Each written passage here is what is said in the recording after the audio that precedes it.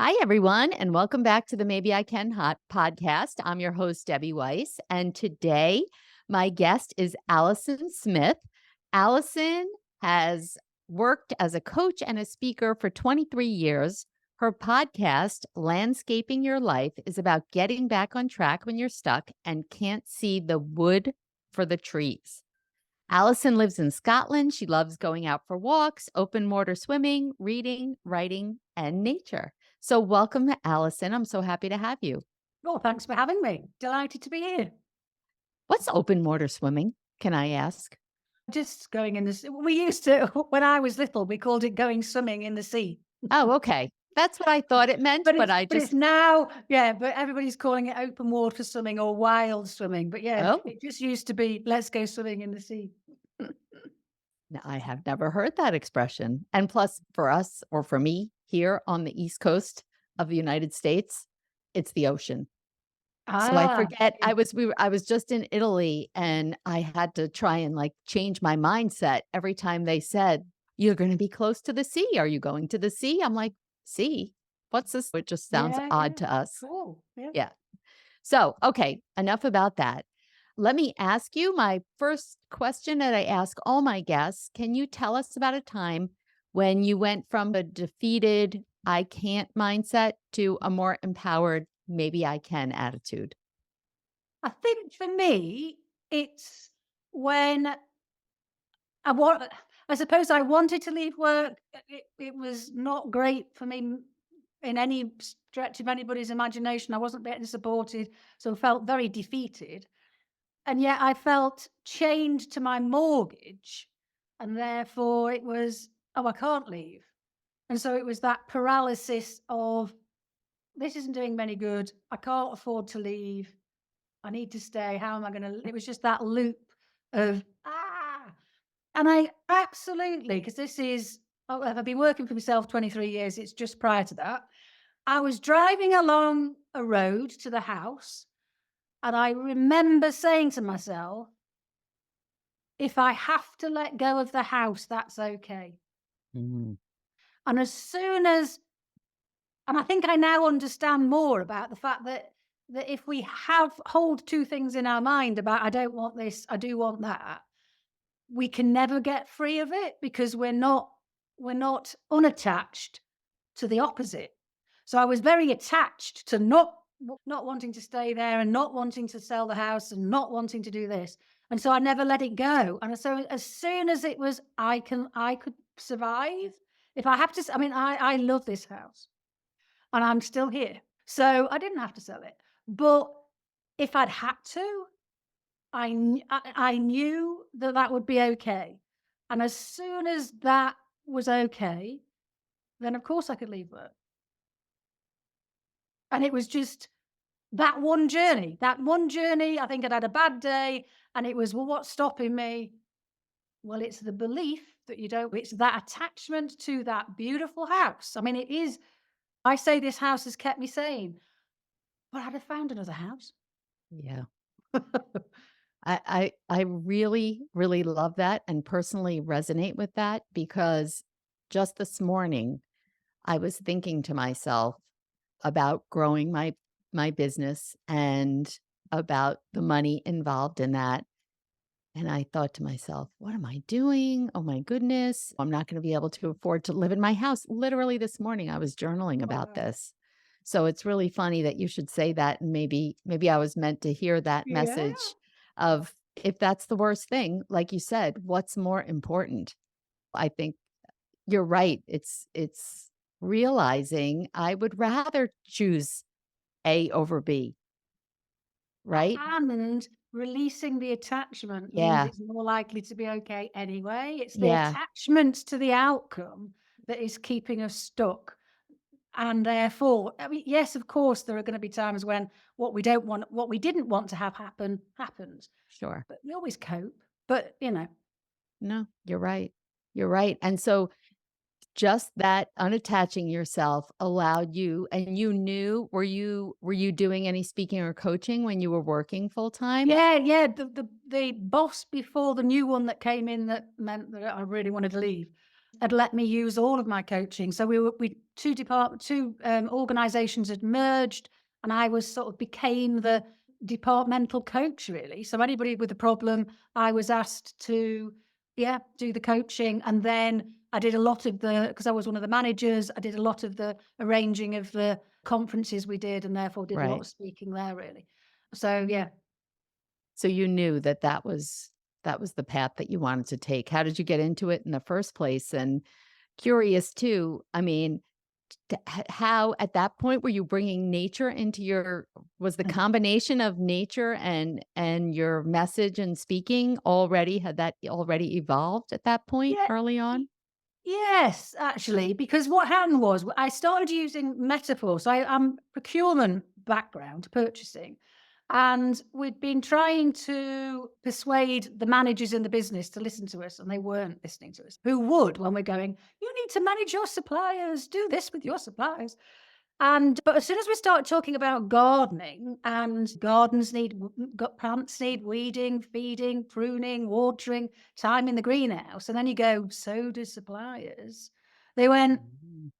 oh my God, yes. And then they could think about suppliers that were like weeds, suppliers that were like a tree with the roots undermining the house. And so they came up with this understanding of why we'd been going on about what we were going on about. So I think for me, that was my first understanding about how powerful metaphors are. And then I did a neuro-linguistic programming sort of practitioner and then sort of just loved it. And therefore then learned more about metaphor. And I realized that I'd been using gardening as a metaphor for supplier management, and I realized that I could expand gardening to nature generally, and I could expand supplier management to life. And therefore, in 2000, Landscaping Your Life was born.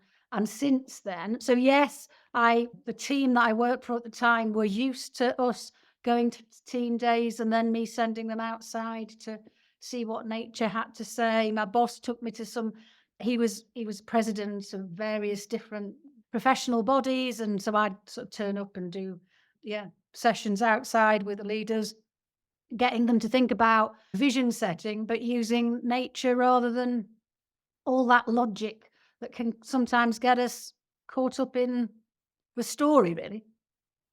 Isn't that funny? I just absolutely love that. It is amazing how sometimes you hear something and it paints a picture, right, in your Yeah, mind, yeah, and yeah, now you see everything differently. yeah. I mean, metaphor, I think for me, metaphor talks to a different part of us that we sort of know. It's a sort of unconscious, the inner knowing. And so I think it's that inner knowing that does think in pictures, does think in stories. If you go back to our ancestors, they conveyed meaning through stories, you know. Exactly. So what do we do but give morals to our children through telling them stories? So And coaching and speaking, right? I mean, you can give all the facts, but who wants to hear all the facts? You wanna hear the application of it in a story that's yeah. interesting and moves you in some way. Yeah, and I think the thing is that if you I don't know, if you're coming at a crossroads in life, then and you're stuck and it's like, "Oh, I'm overwhelmed," and you get caught up in the story that you're telling yourself about. And so Mm. all that data, all of the, "Oh my god, that person is this, and if I do that, and if I do that, and ugh." And so actually if you use metaphor, you'll sort and I the metaphor I use now is the fact that we send logic on a coffee break. And I've tried other metaphors and that doesn't work. So metaphor logic on a coffee break works. Can't send it on a holiday because it's too long. Logic won't go on a holiday, but it will go on a coffee break. So it's like, dearest logic, we'll come back to you. We're not ignoring you, but we'd just like to access our creative side, thanks. So we're going to think in metaphors. So you go for that coffee break and we'll come back to you. But I promise, and you give it a time limit. I promise, logic, I'll come back to you in an hour because otherwise our logical minds hate being ignored. And they'll keep coming back and going, hey, I'm here, I'm here. What did that person say? And that won't work. And it's like, you know what? We'll get that won't work. So how do we make this practical later? Let's have a play and accessing a different part of our mind, really. And then when you are playing, how do you or the, people that you coach, how do you even if you are I can't remember if it's right side or left side brain, but logical, if that's the way you usually operate, how do you start playing? I think the thing is that and that is precisely for the people that are more logical minded that I've had to come up with a metaphor to say, look, logic's great. We're not saying it's not great, but if logic could solve the problem, it would have done it by now. So we do need to do something different. And so I quite often will spend a lot of time going, when do you get your best ideas? What my frame of mind do we need to be in? So those that are more logically minded need to be persuaded, I suppose, of the Mhm. evidence or the research that says it's okay. We'll come back. It might not work for everybody, but about 75-80% of people are able to do it fairly quickly. But it does require a bit of that positioning, I suppose, which is where that metaphor came from. So some people don't even need the logic. They're on it. They're going, yes, I want to turn this corner. Yes, I'm at a crossroads. But I think the thing is that I was with a leader exec the other week and over the summer. And I'm at a crossroads. And so all we did was, and I had somebody actually last week doing similar. Every time we got to a crossroads, so which direction do you want to go? And we just observed the pattern of behavior about why are you choosing that route? And the exec in the summer was choosing, it was bizarre because every crossroads did have signage, like Mhm. what they called? Anyway, a signpost, Yeah. but not the direction they chose to go. So every Mm. time it's like you can go left or right, and if you go left, you'll go to A. If you go right, you'll go to B.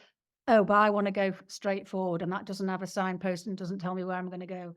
And what that did for them is, they'd been applying for the left and right signposted jobs, and what they realised they needed to do was to be applying and ask their current organisation to come up with a new role, which was all about new product development, innovation, bringing new things into the organization. It wasn't about anything that was already existing. And for them, they'd absolutely they were very logical, and they'd overthought it. They'd Yeah. overthought it. It's a crossroads. I need this. This is what I want. But it wasn't until I said, "Hang on a minute. Have you noticed what's happening here?" That they got such huge insight about, "Oh god, it's no wonder I'm not getting the jobs I'm applying for. I'm applying for the wrong jobs." Mm. Wow.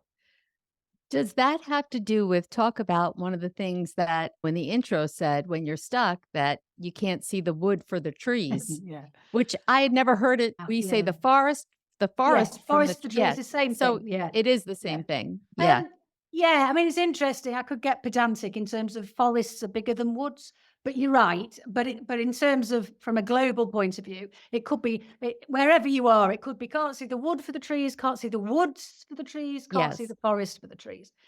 And yes, because the book was written because I've written a book called Can't See the Wood for the Trees. And the book was written because I realized that we use metaphor in our language. So our logical brain is, well, you've just uttered the words, you're at a crossroads. You've just uttered the words, I need to turn a corner. You've just said, I can't see the wood for the trees. You've just said, I'm stuck in a rut. Mm. So let's not logically, you know, then come up with lots of logical data about that. Let's explore the metaphor. If you can't see the forest for the trees, what would you do in a forest? I'd get a map. I'd follow a path out. I'd take to higher ground to have a look. I'd ask a guy. I was doing this with a sort of senior leadership team, and there were 6 of us in the wood, and we just stopped, and we were having a conversation, and we obviously looked a bit puzzled. I don't know what question I'd asked, but at that point, like a forest warden walked past, Mhm. and because of how we were looking, and obviously looking in different directions, and I was going, which direction does everybody want to go? She turned round and said, "Does anybody need a map?" Yeah, it's like, yes, because it's that whole, so how many of you do need a map for your particular problem that you can't see the wood for the trees about? So, yeah, so I think that's why I like nature. when I first started my podcast, I was doing it from the office and I was sort of sharing stories from history, I suppose. It's like, oh, I went with this person, like I am today, I Right. suppose. It's like, oh, I went out with somebody and this is what happened. But what I found was it's much better if I go out into nature and I don't know what's coming, because even if I go to the same location, think nature's come, it's a different time of year, the weather's different, the problem that I'm thinking about's different. So I'll notice completely different things.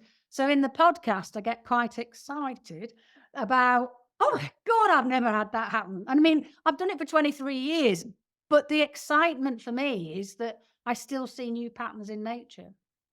Mm. Oh my goodness. I love that so much. So much. And let me ask you, I always think, or I used to think that nature meant I had to be in the woods. I had to be in, near the sea. I had to be in, as opposed to just walking out my front door.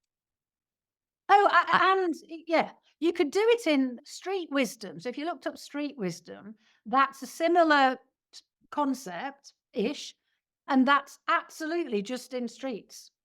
And people will go for a walk, they'll take their problem on a walk, and they'll just notice what they notice in streets, whether it's street names, it's things in shop windows, it's the bus that goes past and it's got the advertising on it, and you go, "Oh my uh, God," So yeah, you can do it anywhere. I mean, you can also imagine it. So there's a number of different ways you can use nature. I love going out into nature. Last week, I had a client where they're on the other end of the phone in nature. I'm in my office asking questions and sort of relaying back to them, I suppose, what they were up to and what they were observing. But you can do it where it's imagine.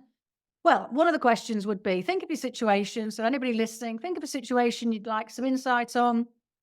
Get a piece of paper. So put us on hold while you get a piece of paper and a pen. But don't forget to unhold us when you've done that. And then, so now you've got your pen, your paper, you've got your problem you'd like some insight on. So draw a mountain. What's the characteristics of the mountain? And it's not a be here for the next half hour drawing the mountain. And I do this with so many groups on virtual training sessions. And most people are able to draw a mountain. It's like, oh yeah, well it's too big, or it's jaggy, or it's straight sides, or so yeah. So what are the shape of it? How big is it? What's around it? And then more importantly, what changes would you need to make to that mountain for it to be better? Now, you might need to draw it again, or you might be able to make those changes to the first drawing. Depends on what changes you're going to make. But I've had people go, "Oh, I need to add in base camp. I need to add in. I'm in flip flops. I'm realizing I'm trying to climb a mountain in flip flops." mm, Somebody, and this is where I don't always understand what the aha is for them, but they get it. So somebody went, "Oh, I hadn't drawn me." Now, most people just draw the mountain, they don't draw sure. themselves. But for that particular person, drawing themselves in relation to the mountain was really, really important. And their recognition that, oh, I haven't drawn me. So as soon as they drew themselves in the picture, they felt better and were able to see solutions about the problem. And that's the thing. It's about at the base of is we have internal representations for problems, and those representations affect whether or not we're happy about it, can see solutions, can't see solutions, we're stuck, we're on track. It's that internal representation. So if I think it's hard, it's going to be hard, I suppose, from Mhm. a verbal point of view. But we draw pictures, we have visions of it. So, like some people's mountains could be unclimbable. They could be, well, we take me into the death zone. I'm never going to get there. And then it's that whole, is it really? Is this situation really like you going into the death zone? It's a bit like my problem, isn't it? We started off with, I'm thinking I'm acting as if it's the death zone to lose the house. It's like, no, I'll still survive. So once you then draw the mountain differently, it might be that you need to draw a path on it. It might be you draw other people with you. It could be that you get a map. Once you've drawn the second picture, quite often people don't need to logically then understand what it means. They've just relaxed. They just feel differently about the problem. I say it's a bit like our brain has relaxed and the doors to the solutions have opened because we've just given ourselves, oh, it's not as bad as I think. And as soon as we relax, then the doors open in our mind to those solutions. And then we go, but of course, I have had people ring me. I had one friend, she rang me and absolute, oh, overwhelmed, stressed. Oh, and she rang me because she knew I'd be able to help. But I asked her a question and she said, oh, and she literally, all she had to do in the vision was change the picture that the trees she was imagining became beech trees. And literally, as she changed them to beech trees, she went, oh, that feels better. Oh, I know what I've got to do, and put the phone down.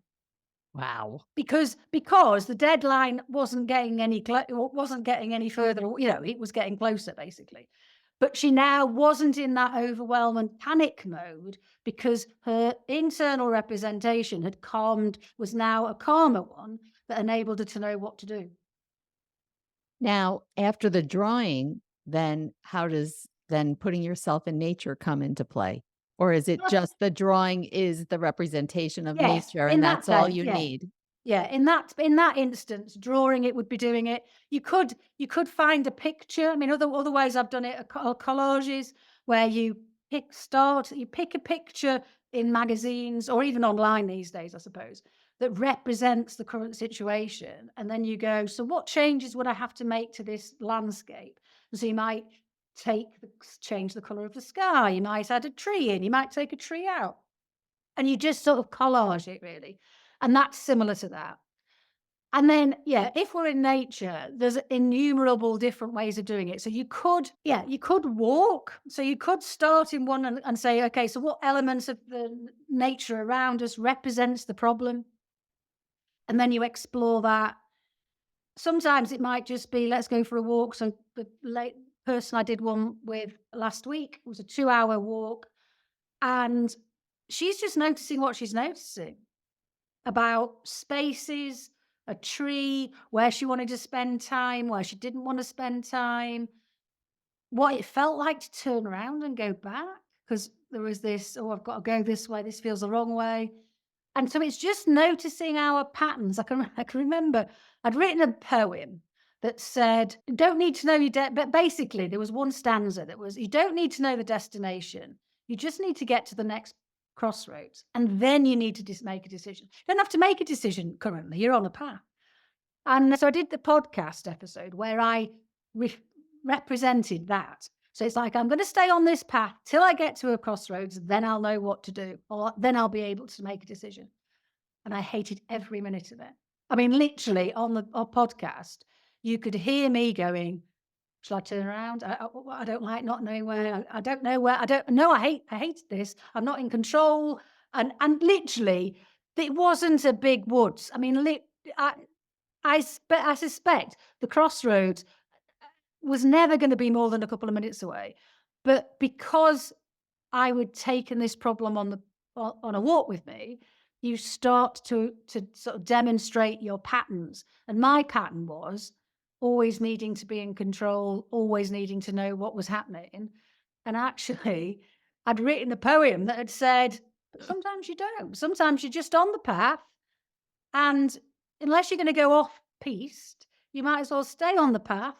And when you get to the crossroads, then you'll have some information because there'll be signposts. And then you can go, well, I can either go back the way I've come. Do I go left? Which way do I go? But yeah, so often people represent the problem that's running in their situation in the walk. And then that does really require either a coach with you or you to be really observant about, oh, why am I behaving this way on this walk? I don't normally behave this way on the walk, because it is about bringing that pattern into conscious awareness to go, this pattern that I am demonstrating on this walk about that situation must be live, in my opinion, in that situation. So how is that hindering, helping? how is that realization of great insight? And invariably, because that's the bit, I love pattern recognition, love it. And so I suppose I've spent all my life just recognizing patterns in behavior, and I'll just go, that's interesting. Why did you do that? And people we don't see because we don't see the Yeah, we forest through don't. the Yeah. trees. Yeah. Yeah. You know what it reminds me of, but not it's adjacent to what you're talking about, is I was exposed to forest bathing for the first time last winter, and I don't wanna say I'm not a nature person, but I would say that's not my typical inclination, and when they took us out there and they started to ask us to touch the trees and smell the trees and look at the difference between this tree and that tree, and I gotta say, for the first, like, 10, 15 minutes, I was thinking, "How can I sneak out of here without embarrassing myself or making the leader feel badly?" But after a while and, and then when she asked questions and she would just call on everyone and I had to, like, basically make up some kinda answer that I thought sounded good. It was more stressful the first 15 minutes than what it was supposed to be doing, and, this is different because this is getting in touch with nature, slowing down, noticing, you know, the beauty around us Yeah. and the life around us and how we all interrelate to each other, which is different than what you're talking about, but I feel like they go hand in hand. Yeah, definitely. The fact that, yes, I use nature because there's lots of patterns in nature. Most of us understand the patterns of nature, but undoubtedly, I think there's also the benefit of walking side by side with somebody, moving our body, that fresh air. Absolutely all the things they talk about in forest bathing about, getting I suppose, an extra hit. So we're getting the insight from the patterns, but we're also then getting a whole load of other hits that are good for us, and therefore we come back with, even more. Exactly. Yeah. So, for those listeners out there who are thinking, okay, that sounds great. I am at a crossroads, or I feel stuck in my life, or my life seems to be, or I feel like my life is spinning out of control. What would your best tip be to how to tell them where they even start? I think for me it is notice which of what you've just said resonates the most.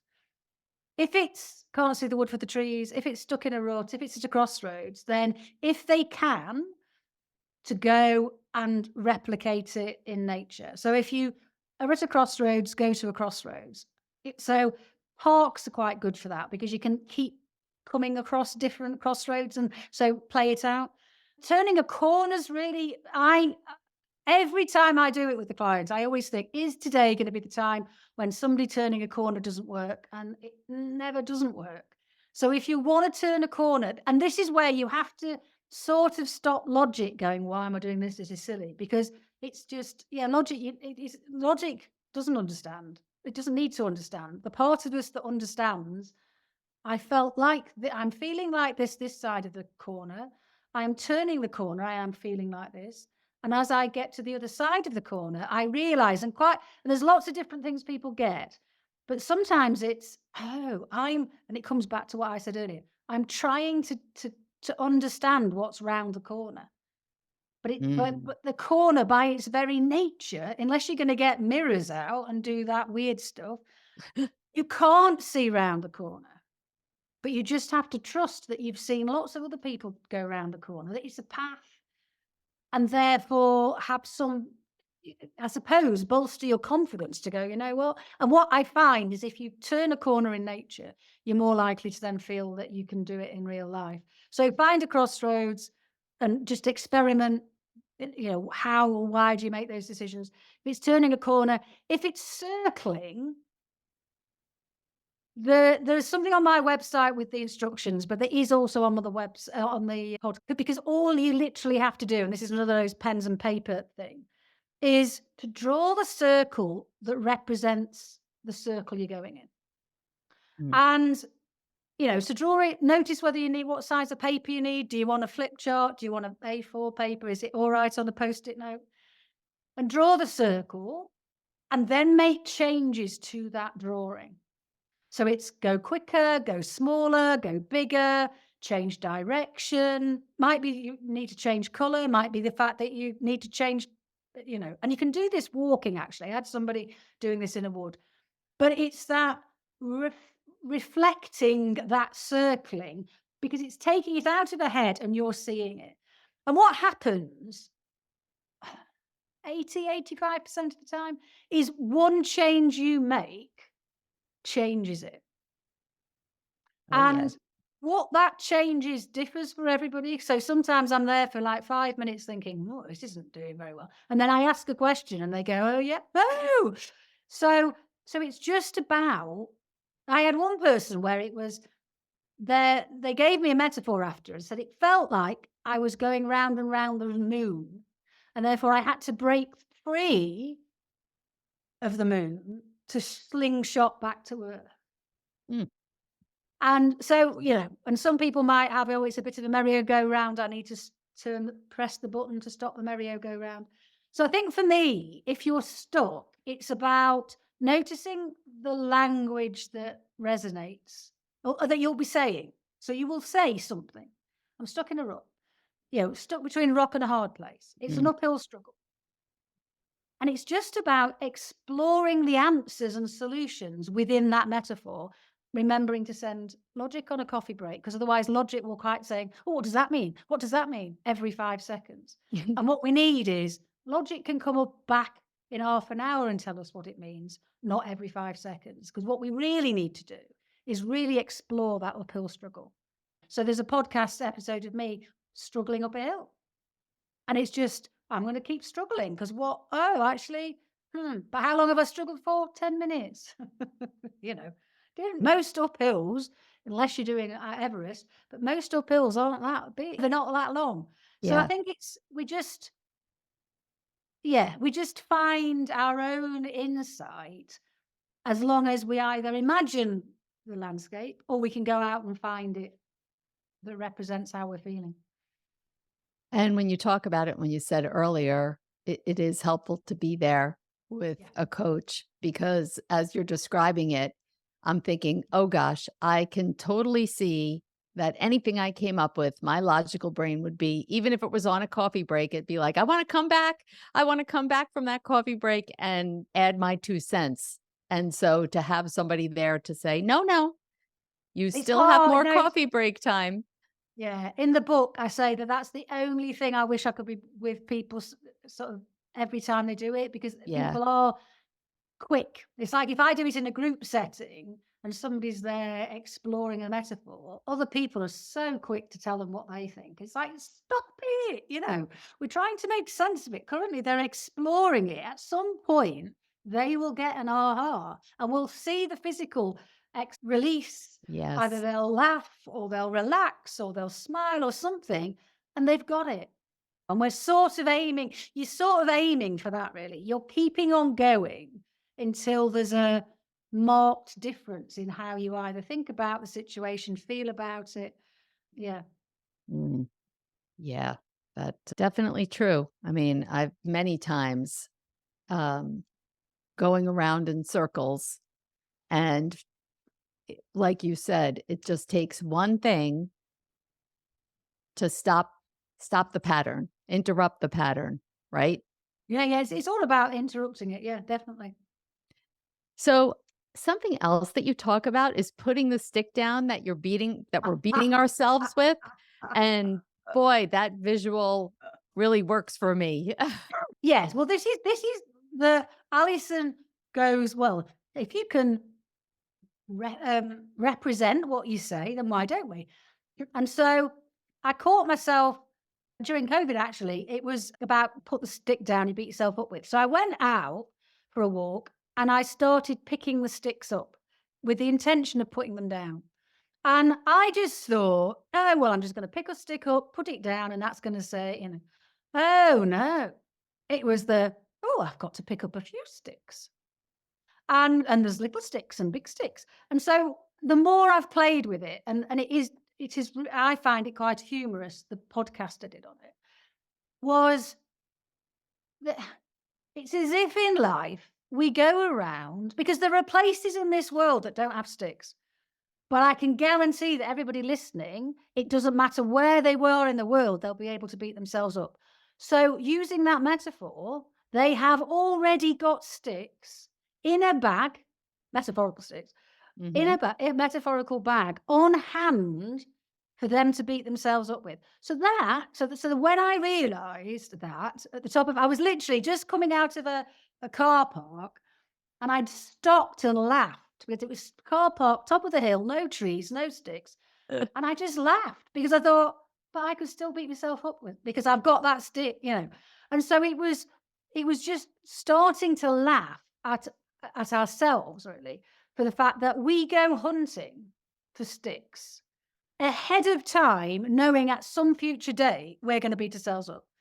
And it's like that's a nonsense. You know, when you see it like that, it's a nonsense.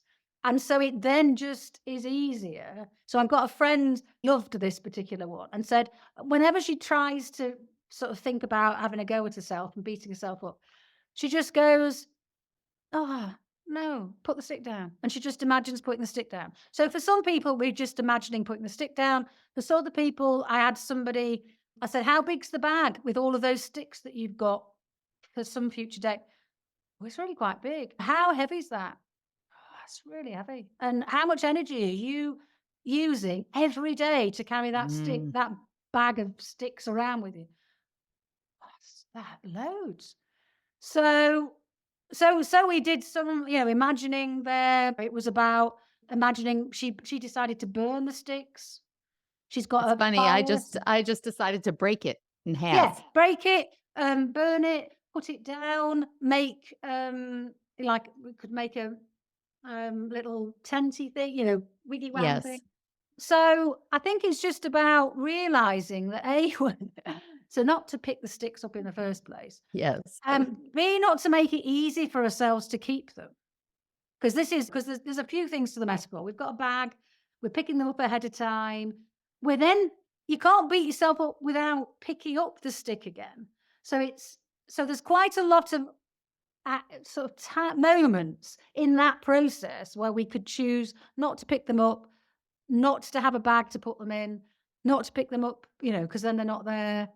Yeah, it's just and I think that's such a great example of that we use these terms in our language, and yet we can use it to sort of, yeah, make ourselves add a bit of humor to the fact that really I'm on the top of the hill and I can beat myself up because I picked that stick up Sticker. 3 weeks ago because I knew I was going to be Yes. what? That's just a nonsense. And it's so nice to be able to visualize for whatever reason, and I don't know why, because I don't carry anything like this. I imagine the bag on my back, not like Yeah. a backpack, but slung over my shoulder, like a bow and arrow, like Yeah. arrows that I'm picking up the stick out of, the bag Yeah. on my back. Yeah. And just that visual, if and when I do beat myself up, to have Yeah. is super, super helpful. Super helpful. I love everything about what you're saying. It's such a unique and different spin, and sometimes that's exactly what we need, Yeah. right? I think That's so. yeah, absolutely, absolutely. So, as we wrap up, Allison, is there anything, other tips, anything that you wanna share before you tell us where to find you? I think it's about the fact that nature has a perfect timing. So I think for me, we seem to be in a rush to do everything. We get very impatient with things. And yet, tides, we don't actually, the tide comes in really, really, really slowly. And yet, well, certainly here in the UK, in most places, there's two tides a day. There Yep. are some places in the world that not. But for the whole, there's two tides a day. But the same with seeds. It's like you don't plant a seed and then poke it poke your finger in the ground every minute to go, oi, have you done anything? So I think it's about learning for me, is learning from nature to have patience, that there's a right time for sowing and then germinating and then, and we just have to know that we're doing what we can to make it flourish. So yes, if it's a seed, we need to be watering it and, et cetera, et cetera. But so I think it's the realize that nature knows. Mm. It doesn't try and have, and again, there are some places in the world that only have 2 seasons. But for those of us that have got 4 seasons, we do not have winter and then summer. We'll have spring, Yep. So now I appreciate it's not applicable in every area. So we do have to be aware of different seasons in different parts of the world. But nevertheless, it doesn't try and do it it doesn't do, winter, summer, spring, autumn. That never comes in that order. So if True. we've just planted an idea, or everything's gone a bit quiet, it's like, well, perhaps this is the winter. So somebody the other week, it's like, oh, I'm acting as if it's the summer and I'm wanting everything to be, and it's for Mhm. that particular person, for this particular project. Oh, I've sown the seeds. I just need to bide my time Mm. and not get so anxious and not get so worried. And I just need to keep doing what I'm doing, nurturing it, because I'm expecting too much of it too quickly. Oh, yeah. Oh, boy.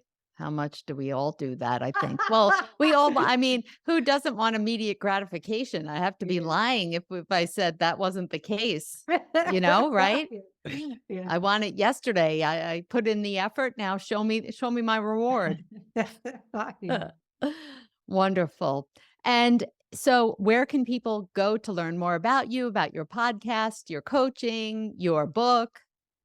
I think the easiest, because there's quite a few Alison Smiths in the world. Um, So landscaping your life will find me, because there's landscaping your life. If you look on Amazon, the book is Can't See the Wood for the Trees, Landscaping Your Life. So if you put landscaping your life into Amazon, that's quicker than Can't See the Wood for the Trees for some unknown reason.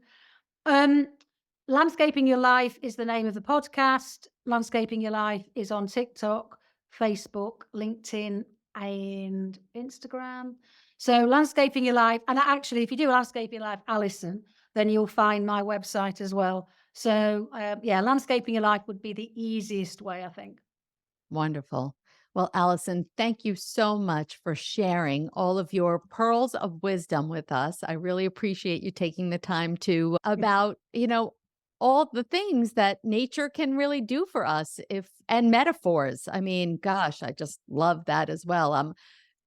Now I'm going off on a tangent. I remember when I was writing my own book, I kept using metaphors and it was a little too much. Sometimes when you're writing a book, that'll take people out of it. So clearly I am all about the metaphor and the visual picture that all those things help us to paint in our minds and then Yeah, help us see things differently. yeah. Thank you. No, it's been great. Thanks, Debbie. Okay. Thank you, everybody. And thank you, Allison. And until next time, we'll see you all soon.